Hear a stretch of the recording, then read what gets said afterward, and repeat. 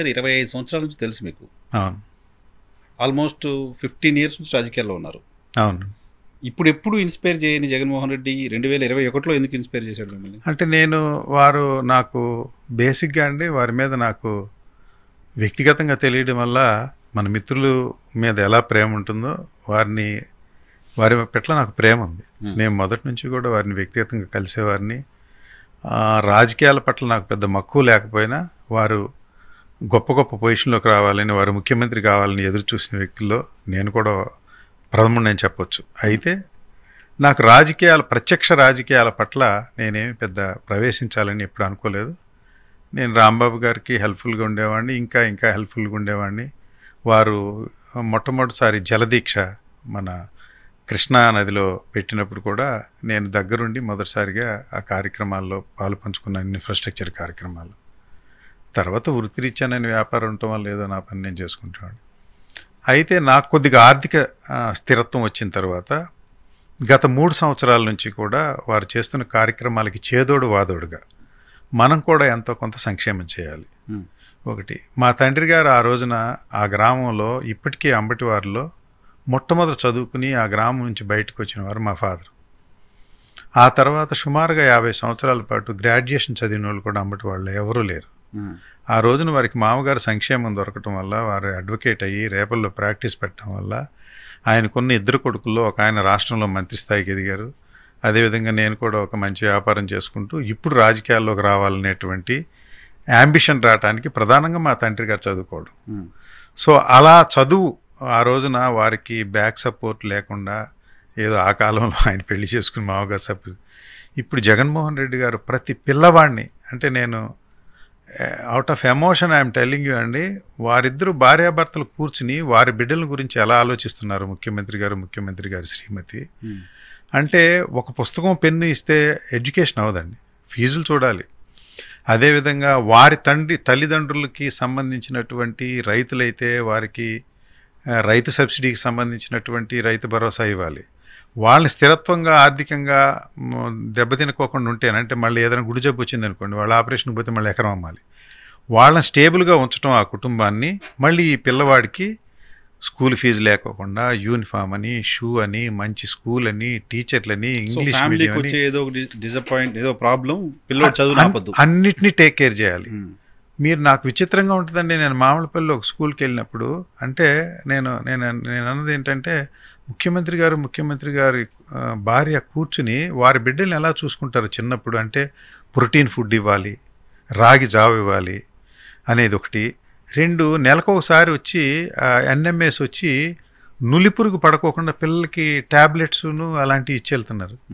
అంటే నేను అనేది ఏంటంటే ఒక వృక్షం బ్రహ్మాండంగా పెరగాలంటే దానికి నీరు వేయడమే కాకుండా ఏ టైంలో ఏది వాడాలో ఎరువు అలా వాడినట్టు పిల్లల్ని కూడా శారీరకంగా రెసిస్టెన్స్ పవర్ ఉండేటట్టు పెరగడానికి కావాల్సిన ఆహారాన్ని ఇవ్వడం, ఆర్థిక వెసులుబాటు ఫీజులు రీయింబర్స్ చేయటం, అదేవిధంగా మంచి యూనిఫామ్ ఇవ్వడం, ఇవన్నీ చేయడం వల్లే పిల్లలు చదువుకునే అవకాశం ఉంది. కనుక వారు టోటల్గా వారి బిడ్డల మీద ఎలా కాన్సన్ట్రేట్ చేస్తున్నారో రాష్ట్రంలో ఉన్నటువంటి పిల్లల మీద, విద్యార్థుల మీద అంత కాన్సన్ట్రేట్ చేస్తున్నారు కనుక దీని ఫలితాలు రాబోయే రోజుల్లో ఉంటాయని నేను నమ్ముతున్నానండి.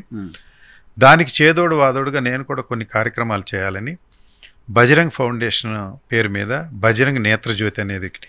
నేను మీ కార్యక్రమాలకు వస్తా. సో జగన్మోహన్ రెడ్డి గారు చేస్తున్న ఈ కార్యక్రమాలు ఇన్స్పైర్ చేసి ఇప్పుడు మీరు రాజకీయాల్లోకి రావాలి అనుకుంటారు. సో రాజకీయాల్లోకి రావాలనుకున్నప్పుడు వై పొన్నూరు? అంటే నేను ఇప్పుడు గుంటూరులో స్థిరపడ్డానండి. ఒకటి, పొన్నూరు నా నేటివ్ ప్లేస్. అంటే మామిళ్ళపల్లిలో 500 సంవత్సరాల క్రితం అంబటి ఆశారాయుడనే మా పూర్వీకుడు ప్రతిష్ఠ చేసినటువంటి పెద్దేటమ్మ తల్లి కాలగర్భంలో కలిసిపోతున్న సమయంలో నేను ఆ పెద్దేటమ్మ తల్లిని పునఃప్రతిష్ఠ చేసి అక్కడ ఒక భవనాన్ని నిర్మించుకుని ఆ గ్రామంలోనే ఒకరోజు గుంటూరులో ఉంటే ఒకరోజు గ్రామంలో ఉండేటట్టుగా నడుస్తూ ఉంది. గ్రామస్తులతో బాగా మమేకమయ్యాను. మామిళ్ళపల్లి గ్రామం ఒకవేళ నేను రాజకీయాల్లో అవకాశం లభిస్తే వన్ సైడెడ్ అవటంలో ఏమాత్రం అనుమానం లేదు. ఆ గ్రామంలో అంత సాధించాను కనుక ఆ నియోజకవర్గం మీద ఒక పట్టు, అంటే ఈ సంక్షేమ కార్యక్రమాల వల్ల ఒక పట్టు వచ్చిందని భావిస్తున్నాను కనుక అక్కడి నుంచి పోటీ చేస్తే బాగుంటుందని నేను అనుకుంటున్నానండి. ఏదో ఒక జ్యూరిస్డిక్షన్ ఎత్తుకోవాలి 175 నియోజకవర్గాల్లో ఏదో ఒక జ్యూరిస్డిక్షన్ ఎత్తుకోవాలి కాబట్టి out of emotion I selected that అండి. అంతకు మించి వేరే ప్రత్యేక పుట్టిన ప్లేస్ మీ నాన్నగారు పుట్టిన మా నాన్నగారు పుట్టిన పూర్వీకులందరూ అంతే కదండి. ఇప్పుడు మా తండ్రి గారు పోయినప్పుడు మా తల్లిగారు పోయినప్పుడు ఈ మామలపల్లిలో ఉండే నెల్లుట్ల గోత్రానికి సంబంధించిన అంబటి వారు వస్తేనే కనడం జరుగుతుంది. రేపు నేనైనా నా సోదరులైనా ఎవరైనా ఏ కార్యక్రమంలో వాళ్ళు రావాల్సిన అవసరం ఉంది కాబట్టి నేటివ్ ప్లేస్ మీద ఒక మమకారం ఉంది. నేను ఇప్పుడు ఇంత వ్యయానికి శ్రమకి వ్యయ ప్రయాసాలకు చేసినటువంటి అన్ని కార్యక్రమాలు నా ప్రాంతానికి నేను చేసుకున్నాను ఒక తృప్తి ఉంది.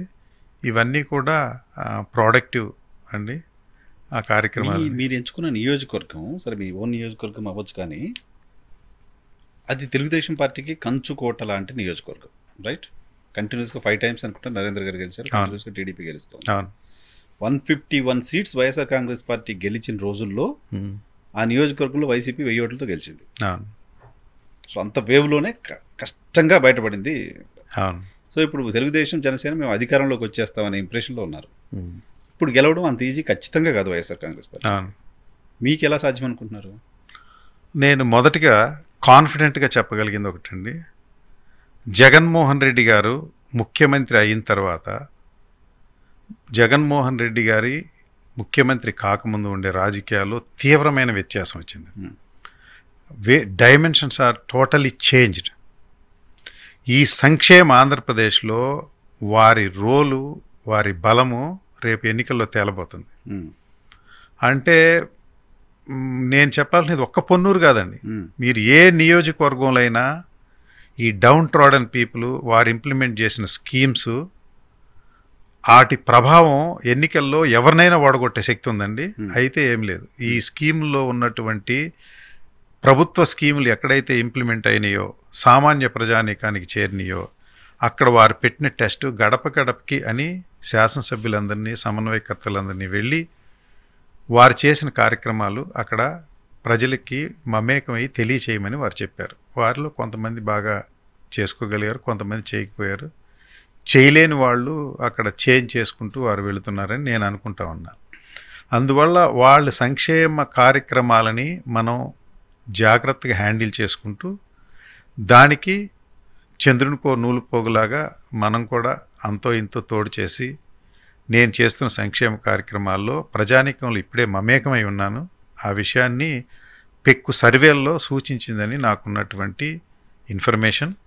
సో వైసీపీ గెలవడం అనేది నాట్ ఈవెన్ పొన్నూరు, ఎక్కడైనా గెలవడం easy. Any place easy, candidate తోటే ప్రాబ్లం. ఎస్, సబ్జెక్టు ఉండ క్యాండిడేట్ ఎవరైతే ఉన్నారో సమన్వయకర్త అంటారో లేకపోతే జగన్మోహన్ రెడ్డి గారు నిర్ణయించే అభ్యర్థి, వీరందరూ కూడా కార్యకర్తల ఆత్మగౌరవాన్ని నిలబెట్టుకుంటూ ప్రజానీకంలో వీరు చేసిన కార్యక్రమాలు చెప్పుకుంటూ వీరు కూడా సొంతంగా ఏదన్నా నాలాగా 1-2-3 కార్యక్రమాలు చేసుకుంటూ వెళ్తూ ఉంటే గెలుపు అనేది నల్లేరు మీద బండి నడకని నేను